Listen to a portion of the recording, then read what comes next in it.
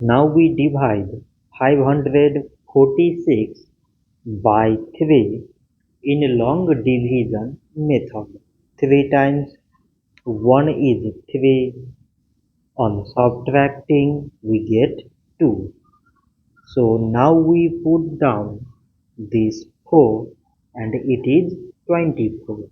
So 3 times 8 is 24. On subtracting we get 0. So again we put down this 6 and 3 times 2 is 6. On subtracting we get 0. So 546 divided by 3 is 182. So this much for today and thanks for watching.